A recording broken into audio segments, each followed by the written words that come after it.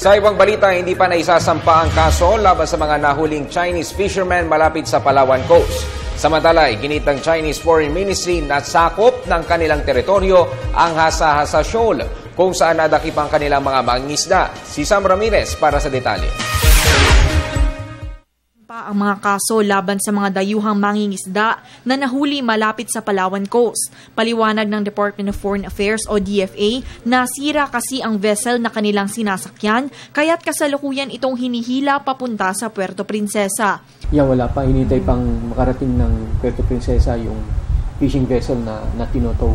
Pero ginagaranti natin na i-handle natin yung case in a just, fair, humane, and expeditious manner.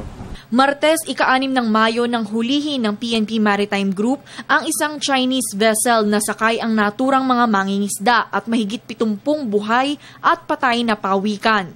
Namataan ng fishing vessel sa Hasa-Hasa Shoal na may layong 60 nautical mula sa Palawan. Malinaw na pasok sa 200 nautical mile exclusive economic zone ng Pilipinas na nakasaad sa United Nations Convention on the Law of the Seas. Sa isang press conference na isinagawa ng Chinese Foreign Ministry, muli nilang iginiit na saklaw ng kanilang soberenya ang Nanshay Islands o Spratlys Islands.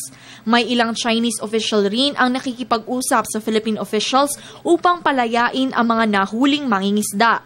Well, kung kiniklaim nila yung South China Sea, they can file, pero wala naman tayong meron din naman tayong karapatan to enforce our sovereign rights dito sa EEZ natin.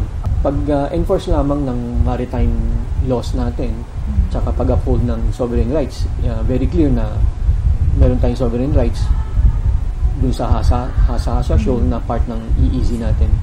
Samantala, hindi na umano magsasampa ang DFA ng diplomatic protest hinggil sa nasabing insidente. Sapat na kasi ang mga kasong inaasahang isasampa laban sa mga nahuling dayuhang mangingisda.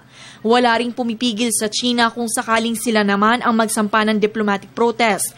Ngunit ayon sa DFA, may karapatan din tayong ipaglaban ng ating teritoryo. Para sa Telebisyon ng Bayan, Sam Ramirez.